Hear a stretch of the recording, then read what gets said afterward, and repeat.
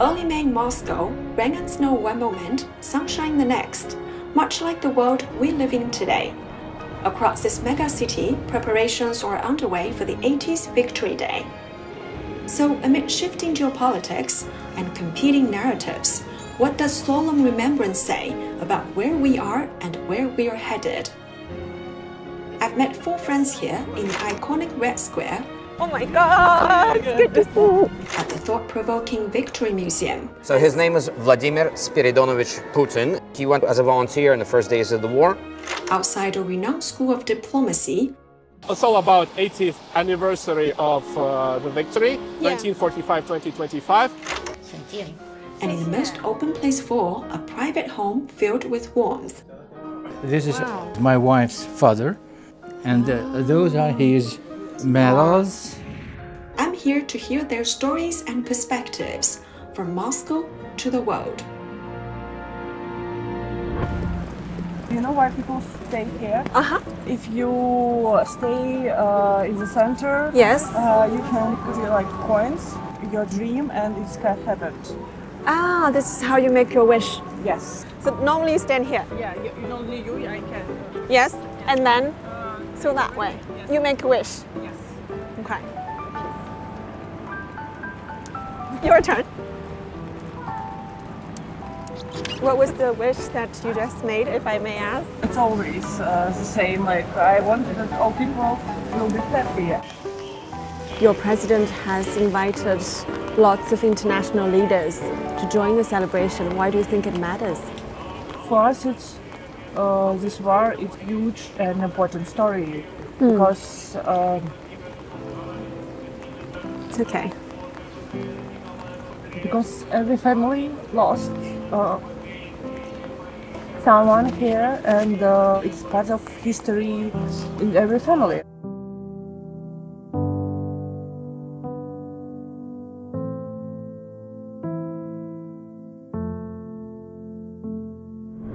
Hi. So you ready for the museum tour? Yeah, okay, you're gonna give me a tour? Actually, That's interesting. not me, the other one.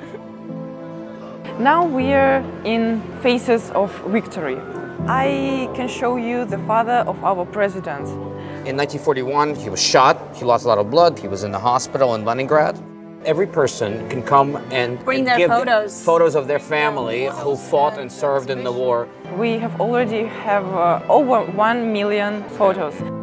This is his great-grandfather. Yours. Yeah. So he uploaded the photo, he wrote the text.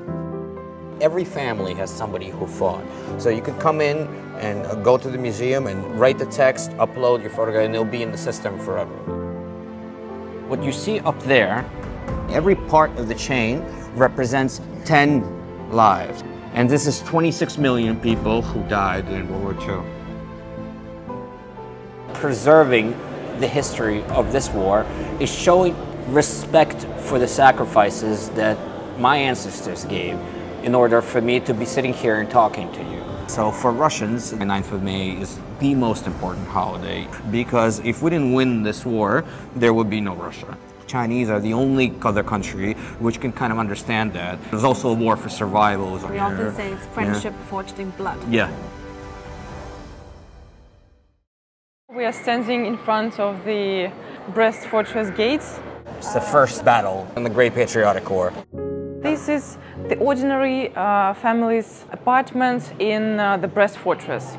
You can see the guitar, the paintings. This is a train which was set up with a furnace. So how many people do you think fit in here? Total? I would say 20. No, 60, 70 or even 100 people. Once the German army was advancing, the Soviet government was evacuating civilians from the area. So, and there's millions of people. They had no idea where they were going. My grandma lived in Uzbekistan for 3 years during the war. She was a 14-year-old girl.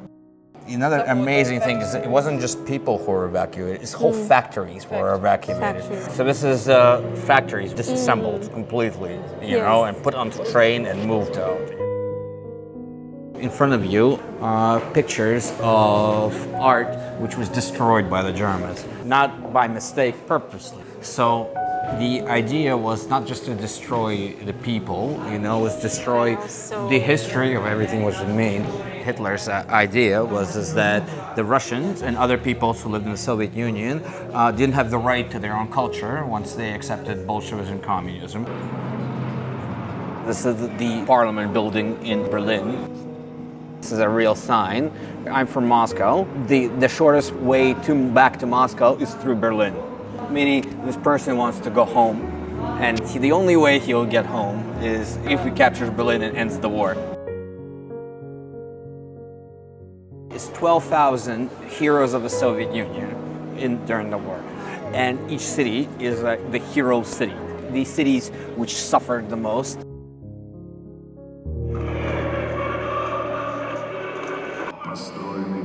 When I talk about how every Russian has a family which suffered in World War II, I'm pretty sure it's the same thing which is happening in China. Because the wars were fought on our land, there's no two countries which gave more and lost more in World War II. You know, it's not only soldiers are dying, it's women, it's children, it's old people, it's devastating hunger, these horrible atrocities which both the German and the Japanese army did in China and Russia respectively, Soviet Union. Those Chinese soldiers who fought in the Soviet army and those Soviet soldiers who fought for the Chinese and risking their lives, I don't think there is anything which brings countries closer than that. And this is why our president will go there this year and your president will come very soon. What does it mean here? Праздником Великой Победы, which means that on the occasion of the great victories. Celebrating the great victory. Yeah, and the decree on peace is just over there at the edifice. It was one of the first documents which was officially published by the Bolsheviks after the great socialist revolution in 1917. You see, there are a male and a female workers, the representatives of both workers and peasants. During the Soviet times, it was always important to stress this unity. It is not about not coming to Moscow on May 9th to watch the parade at the Red Square. It is not about boasting what kind of army we have or showing our military glory. It is about something that happened 80 years ago will never happen again. It is about preserving our common past for better future of our people. The European Union and US, who are trying to portray it as a Russia-oriented event, they make a horrible mistake, because it isn't about Russia, it is about our common victory. Those leaders coming to Moscow, they did it just because they chose the right side of the history. I believe that all of those countries that will be present at this parade, they share this idea of peace and prosperity. My own mindset and the education that I received in this institution was very Western-oriented. After the speech that was made by Chairman Xi, I studied many books on China, on Eurasia.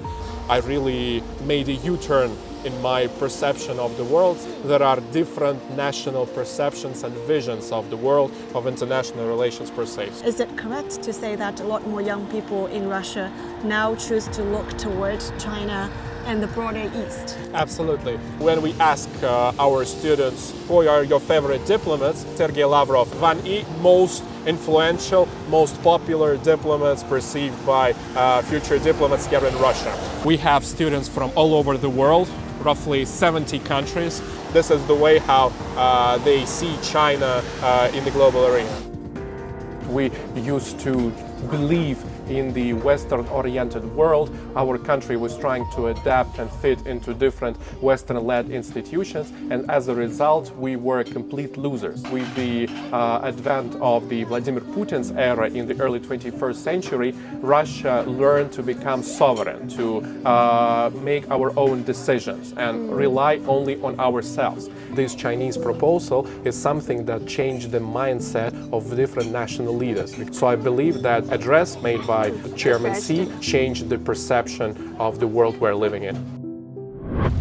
Hi. So it's snow and... Ah, the flowers. It's Yeah. beautiful. This is Russia.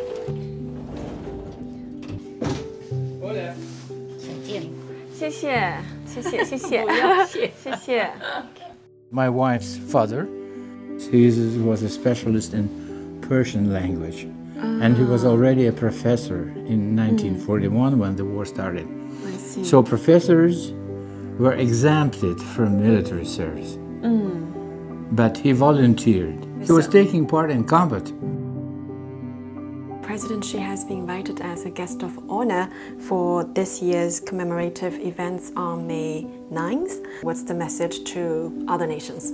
That we have our vision of history, which is based on facts, that we are close with China, that all the efforts of America to disunite us, to make problems between Russia and China are doomed, that we are still lips and teeth, shoulder to shoulder, back to back. Russia and China will be together, not only marching on the square, but also in time of need.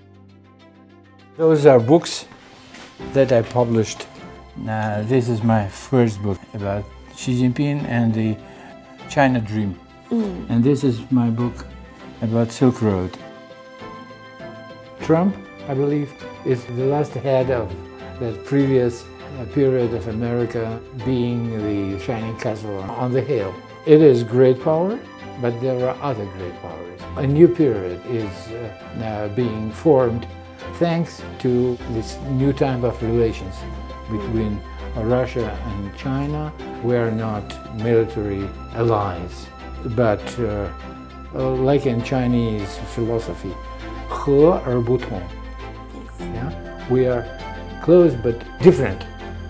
和而不同. That I've come to realize is probably the best kind of relationship between people and between nations. I've also asked them about their dreams. The small ones like living a little better, and the big ones like living better together.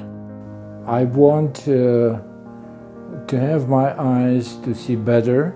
I want my wife to feel better. We all wanted to save the peace and come home and see our family, see your friends, have a lot of freedom to travel around and see the world and talk with people from all over the country. I want my children to live better than I did. I want my grandchildren to live better than my children, and so on. That is the main goal. Maybe as any father, what amazed me about when I came to China is that each generation is substantially better off than the previous generation for the last 4 decades. And you can see how that invigorates society, how there is this hope. When Russia and China work together, it brings an alternative vision to the world that was previously governed by the West. We're not trying to build our strategic partnership against neither Japan, nor US, nor Europe. We would never enter into a multipolar world if it weren't for Russia and China who are working together. We shouldn't have any war. This is the most important. Economic cooperation. We shouldn't have so many barriers which do not allow poor nations to develop and rich nations to develop faster. And the third is civilization, exchange of cultures. So peace, trade, exchange of civilizations. Those are, I think, the major ideas for the 21st century.